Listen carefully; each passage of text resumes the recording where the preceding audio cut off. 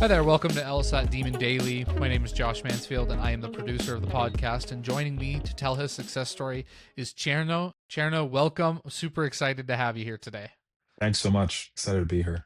So let's start. Let's get the exciting information out of the way. What did you score during this for the September administration? 173. 173. Congratulations. Thank Uh, you. Starting back at the beginning, when did you first take, your cold diagnostic or first start looking at the LSAT? Yeah, so I took it last August, I believe. I got a 157 cold Okay. diagnostic. I Okay. was working full time at the time, so I was like, okay, 157. I've always been good at standardized tests. If I take it in November, I should be good. Didn't really have a formalized plan. I didn't know the LSAT format beyond my cold diagnostic. Mm-hmm. Did the typical take a couple of PTs with another company, and then got a 162, I believe. Okay. Um, and then obviously, it's November already. I'm like, okay, I got to start my applications. Signed up for January. Again, same study plan. Didn't know how the format worked. Didn't know how effective drilling could really be in terms of improving your Okay. score. Yeah. I So was you're just just grinding practice tests. yeah, I'm grinding practice tests. I'm reading a little bit of theory. I was a philosophy undergrad, so I was like, I mean, I did a lot of logical reasoning. I'm sure it Sure. translates. Doesn't translate. Took the January test. Got a 163, and I was like, cool, 1 point improvement. Did my application. Had most of them in by early February, so like February 10th. Okay. Actually, didn't have a terrible cycle in terms of schools. I got waitlisted at schools that I didn't think I had any business being waitlisted at. But that gave me the confidence to say, all right, just put this off for a year, purchase an actual like a study plan or study product that has a pedigree of success. Hmm. Was on Reddit a lot and saw a bunch of different people mentioned. Some books were mentioned, right? But LSAT kept coming up for people who were non-traditional, had a fairly good cold diagnostic, Hmm. and didn't have a problem just knocking out questions and PTs, right? So I got LSAT Demon. I sent you guys an email because I know you guys had a military discount, which I really liked. That's another thing that attracted me to the platform. Just understanding that depending on your rank, you might not make that much, and like law school studying is very expensive. So offering that Yeah. discount definitely attracted me to you guys. Started studying in late May. Legitimately, I think my first sign on was the last day of May. Okay. Uh, Used the program for 10 weeks. So, what I would do is I used your sample study guide. So, I would do alternating logical reasoning and reading comprehension, drilling for at least an hour, maybe sometimes 2 hours a day, and then do a full timed PT, four section PT. And I just saw my score improving week after week after week after week. Um, and on the August LSAT, I got a 173, which was actually lower than the PTs I was getting Oh, on your okay. Okay. platform. So on the So, ones that, very effective. yeah, awesome. I want to do a couple follow up questions. So you mentioned that you were in the military. Were you Yeah. active duty while you were studying? Yes, I was active duty. Okay. But I was used to because my job was a helicopter pilot, and when you're Okay. doing that job, you are always studying because your yearly test can come. It's called a no notice. You can get tested at any point, right? So I had that mentality already of like working and studying at the same time. Really, studying is part of your work, Yeah. and that's why I was so, I'm gonna say, overconfident Hmm. with my original plan on how I was gonna study, not realizing that the LSAT is a specific test that requires a specific type of studying that my general plan that I've taken from work or undergrad could not translate to the LSAT. Right. Yeah. So you mentioned, I think this is a really good point that I want to dig a little deeper on. You talk about philosophy being your undergraduate, or at least studying. I don't know if it was your major. It was my major, but my Okay. school also, you had to take an engineering track. So yes, it's my major, but it wasn't like the only thing I studied. Got it. Where did you go to undergraduate? West Point. West Point. Okay, cool. Yeah. So you take philosophy. Philosophy is a major that you were no stranger to reading, Yeah. right? Lot Yeah. reading intensive, probably a writing intensive as well. Something that you were probably familiar with. Was the reading that you did for your undergraduate anything comparable to the kind of like focused reading that was required for the LSAT? I would say for specific classes, like a 17th, 18th century philosophy class that focused on one philosopher, like Hmm. it was only a Kant class, that could translate to RC. Okay. Every other class, other types of classes did not translate, right? So, It's a generalized type of reading that I'm sure other humanities majors can attest to, that does not translate to reading comprehension. If it's specific to an author where you learn their tone in the way that you can learn the LSAT's tone and word Hmm. usage, that translates. But other than that, no, you really do have to learn how to read reading comprehension. And honestly, I logical reasoning helps Yes. RC. Yeah, oh, 100%. And I think that's such a great point because and I that I wanted to highlight because even in law school now, I look at the kind of reading that I do and it's just night and day compared to the reading that I did. I mean, I had international relations major but was in like a great books honors track. Same Yeah, thing, right? I'm reading Plato, I'm reading Socrates. And none of those even close to compare the way that I'm supposed to be reading for law school, which is for what the sure. LSAT trains. Yeah. For your job then, I don't know exactly. I'd love to hear a little bit about what your study schedule looked like. You mentioned doing 1 to 2 hours a day. Was that traditionally at the same time? Were you pretty consistent in that? What was that like? No, so luckily, I was transitioning, right? Like I'm transitioning out while I got the demon. So my work schedule went back to like a normal 40-hour work Hmm. week. So I was like, okay, I can do like 40 hours instead of working, 60, 70, and set aside time that I know Yeah, will be free for studying for the LSAT. So my lunchtime was always studying. I would just eat at my desk and study. And then at night, I would do an additional like maybe 30 minutes, 40 minutes, and there was some wanes, right? So there were some points where I was averaging maybe 45 minutes a day, but then there would be other weeks where I was averaging 2, 3 hours a day studying, and it averaged out to I think about an hour and a half. I haven't logged in to check, but about an hour and a half a sure. day over 10 weeks is what Okay. got me the jump in score. What would you say was the biggest thing in studying that you felt like was the most impactful? Did you really like time sections, drilling, classes, Drilling, 100% drilling? the drilling, and comparing it to like I would go back through old sections or old drilling questions and see what I got wrong, and I realized the patterns. So I would Hmm. find pre-recorded classes right on that, and that's what got me. I was Yeah. kind of stuck in the mid 60s. That's what got me to like 168, 169, and then what got me past that hump into like mid to low 170s was timing, right? So just pure drilling in classes got me out of the 160s. And then I was like, okay, but I still need to have extra time for those level 4, level 5 questions that I know on blind review I can get with unlimited time, right? I need more time at the end of the test to go back for those questions that I flagged, and I know I can get them right. So, um, drilling in classes got me out of the 160s, and then working on my timing. I think there was a podcast episode. I can't remember the one, but they talked about how like you need to swallow your pride a little bit, and if you don't get a question immediately, pick the answer that's closest to your current understanding of the stimulus, flag it, and move on, right? And that will actually get you more time back than just sitting there for 2, 3 minutes on one question, and then you're like stuck thinking about it, and it messes up the rest of your time on that section, right? And that really helped. With that was probably one of the best single points of advice I got from the LSAT Demon team in terms of timing and speed. To that point though, that was something in a decision that in a transition that you made after you were already scoring in the 170s.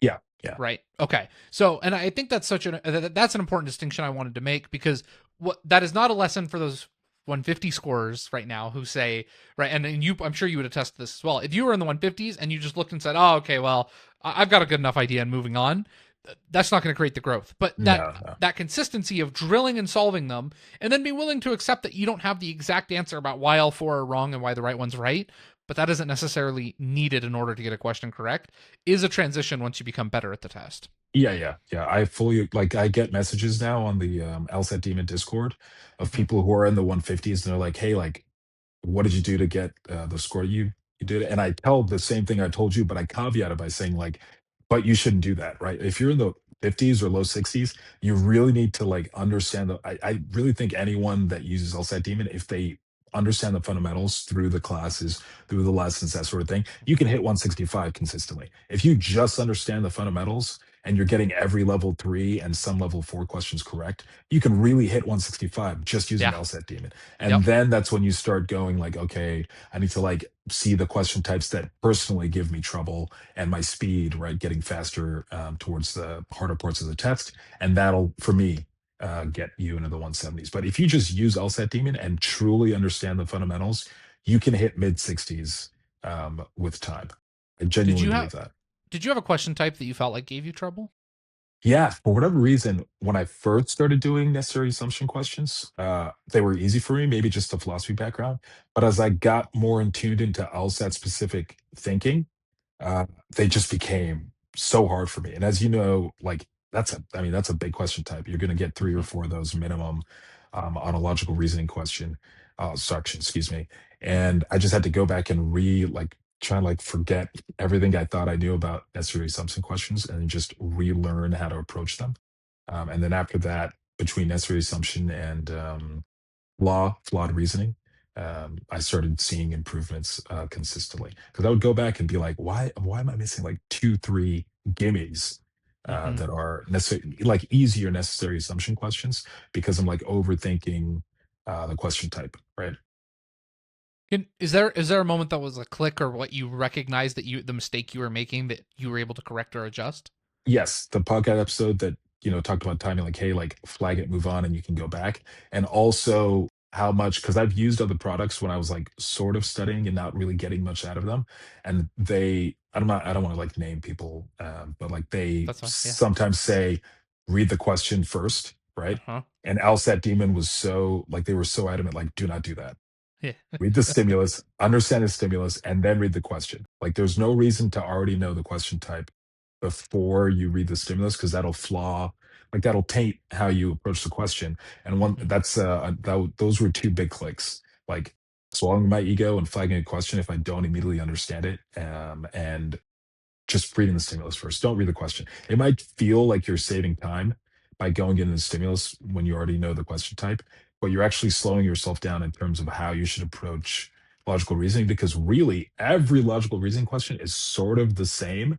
It's just what you're looking for, right? There's always either like a leap or an error that they purposely put in that they're trying to trick you with, or there isn't and you're trying to find the paradox, right? Like that's really it. Yes, there's a bunch of different question types. But once you understand that and you're just attacking the stimulus and not the question type, your scores will improve so quickly. I always describe it as different question types are like different flavors of ice cream, not a whole nother dessert. Yeah, They've got a lot more in common than I think people realize. for sure. You were somebody who then spent some time on a different prep company. When you talked about reading the question first, is there other pieces of advice that you found that the demon offered that differed from previous advice that you heard and that you felt like made a big difference for you? The emphasis on drilling. A lot of some other companies will say like, hey, you don't want to burn through available PTs, but really like I knew I didn't want to take it past August, so I knew, hey, I've got 2 months and change, 2.5 months, 10 weeks to knock this out, right? So I think I had like maybe 20 clean, never used PTs before, like never drilled it, never did a section, whatever. If I just burn through those, I think I can like truly understand the test. Like if I just use the demon method and burn through those, so to speak, it's not going to be a bad thing in the way that it's painted by other companies. It'll help you understand the test better. Mm-hmm. Um, and also like seeing people on LSAT Demon who were getting scores even higher than, like they were getting 170, high 170s, 177, 178, 180. And a consistent thing that they were all saying was, I burned through almost every PT. Like I had like Mm-hmm. one or two PTs left. And at the end of the day, the PTs are the information that we can use to try and understand the test to the best of our ability. It's the only way you can kind of predict what's going to be on the LSAT is seeing what they've done before. And if you don't go through every PT, you're kind of wasting your time, in my opinion. What was your review process? You've highlighted now a couple times the importance of drilling to you. What was your review? Did your review look like when you missed a question in drilling? Yeah, so I used a wrong answer journal for that. And Okay. I would write down the question type and then whether or not I got it right on blind review. If I got it right on blind review, then I would, asterisk it and say, okay, so like this isn't a understanding problem. This is a timing problem. You just felt time pressure and you picked something that was the wrong answer, but with unlimited time, you get it right. Or the other thing I would do is if I flagged it, I would be like, okay, so this is something that you didn't understand immediately. Questions you understand immediately and get right consistently. I didn't want to, so to speak, waste my time on it. That means I fundamentally understand that question type. and I should like focus on the questions that I either flag or don't understand immediately. And I would go through and also the question type, obviously. So I would go through that, and that's when I noticed, like, hey, I'm either flagging necessary assumption questions immediately or also getting them wrong on blind review. So even on unlimited time, I can't get the right answer, which means I don't understand how to approach that question at all. And at that point, was very confident in how well I could understand a stimulus, like, finding the conclusion. That never tricked me at that point, right? Like, I had Mhm. seen so many questions through drilling. I could get an intermediate conclusion. I knew what the premises were. I knew how to find the actual conclusion very quickly. And that was me just being like, okay, if you understand the stimulus this well, you just don't understand the question type. Like, you don't understand what a necessary assumption actually is. And that's, just going back to the lessons and improving on that. And that's really what got me consistently like a 175, 176 for PTs, with like some dips below, but some PTs are harder than others. Sure. You mentioned that you would go back and watch some pre-recorded classes. What were the classes that you found to be most helpful in your There study was one, journey? I feel so bad because I'm so like, I should have written their names down. But there was one that was like, it's called like Nighttime RC or something like that. Bedtime RC. Bedtime stories with Becca? Bedtime stories. Yes. Okay. Yeah, yeah. So Yep. she talked about in a couple of hers were like, you just got to understand the main point. If you understand the main point for a passage, it's almost impossible to get the other question types on an RC wrong, which is so true. I Mhm. started going back through my RC sections and I was like, if I got the main point right, even if it was like the second passage, which for me typically was harder, right? I would still get like 7 out of 8, 6 out of 7 correct. Whereas if I got that first question, like, which was typically a main point or main purpose question, even if it was something that I knew, like it was a philosophy or a science passage, I would bomb that passage, right? So I was like, okay, how do I start focusing on only getting on understanding the main point? And that's, you know, where I started bringing logical reasoning stuff into my RC, where I was like, okay, well, it's just like LR, where there is a conclusion. There's something that they're trying to convince you of. The only difference is they're not really trying to trick you in the way that LR does, right?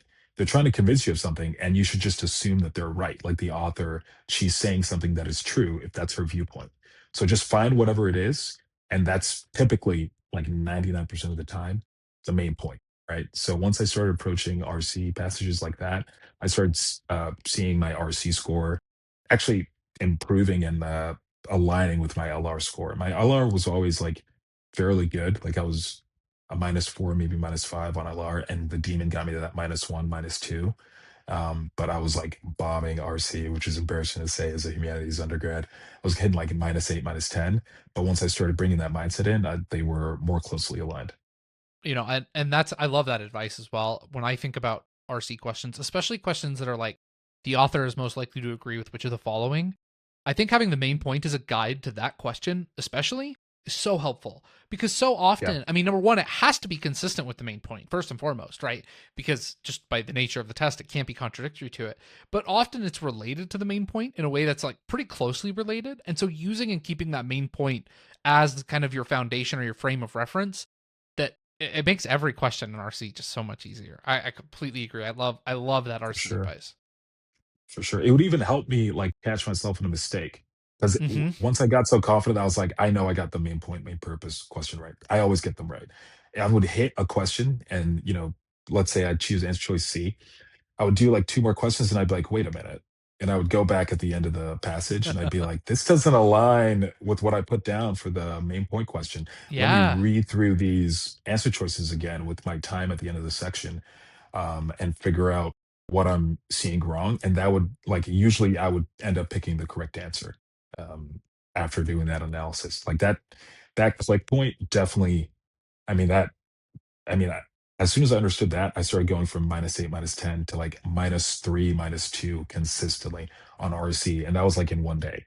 I think that's awesome. obviously the percentage doesn't matter on LSAT Demon, but I think I saw like a 20% increase on the LSAT Demon score, in like 2 days on RC.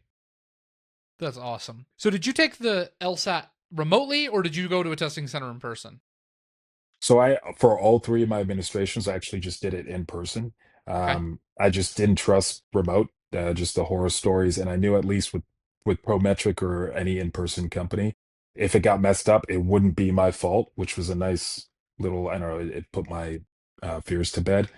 Hmm. And I only had one real horror story, which was on my last administration for the last hour. So like the last two sections, they just started doing construction in the building. Oh I had done, no. yeah, my first two administrations in the Brooklyn one, and this was my first time using the Manhattan one. And yeah, like I put my earbuds that they give you a little bit closer to my ear, and honestly, for me, it was kind of nice because it pissed me off, like maybe upset, which for me is motivating. So I was like, oh, like you're just gonna throw Okay. everything at me? Fine, whatever. So it probably helped me a little bit, but yeah, it was Okay. annoying. Yeah. So you've mentioned your confidence going into this test a couple of times. What was your confidence level from your first two administrations last year as compared to your August administration? Yeah, no, I walked out of this one knowing I had a 170 plus easily. Like I walked out even after, the construction noise and like Hmm. getting a parking ticket. Um, I Oh knew I got a 170. I knew I did. I knew I did. Whereas like my previous two administrations, um, like obviously you're always confident because that's what gives you the mentality to like get a good score. But I would walk out like, yeah, I think I got a good score, but yeah, I know that wasn't my best. Whereas with this the last one that I did, I knew I crushed it. Like, do you remember Invisible Man for the August one? Was like it was everyone was pissed about how hard I that remember RC hearing was. about this. Yeah, yeah. I remembered the Invisible Man. I was like, no, I crushed that. Like I knew that I had done well on that section, just because of like the amount of PTs I'd done and knowing the feeling I Uh-huh. had when I got a good score and it felt exactly the same. I knew I'd gotten a score that I liked. Okay, so you in during the test, you're doing the Invisible Man section. Was there at any point you felt like it was different or harder? I knew it was harder because I had two LRs, two RCs, and the first Okay. RC, like going through Invisible Man, I was like, that had to be experimental because it was like way too Okay. easy. And I'm going through the Invisible Man one, and I was like, this one's the real one, which maybe helped me focus and be like, I know I can take you on. Like it's just me in the Uh-huh. test. I know I can beat it. Yeah. Um, I would say the main point thing definitely made me feel confident with RC. Like I know I have, obviously it's an undisclosed test, so they're never gonna let me know if I did, but I know I got the main point right on that question, on that passage. I know I did. Which And that painted the rest of that passage. yeah. Yeah, absolutely. I love that advice. I hope that's the advice. If everybody just takes one thing away, I hope that main point advice is what people take away from this episode because I think it is such a valuable RC tip and it's such a like practical and an easy one to implement. I mean, you Yeah. need the main point anyway. There's going to be a question, right? So, just get the main point right and then RC opens up to you. Even if you have to take a little bit of time on the main point question, it pays Yeah. dividends for the rest of the passage. Yeah. I love it. I love it. Well, Thierno, thank you so much for your time and coming on to tell your story. Congratulations again on killing the LSAT. Best of luck on your upcoming application cycle. I hope everything goes great for you. But I know that LSAT's not going to be a problem for you now. So best Yeah, of luck right and on. thanks again for coming on. Thanks so much. Bye-bye. If you have a success story or a question that you'd like to email in, email daily at lsatdemon.com. Thanks for listening.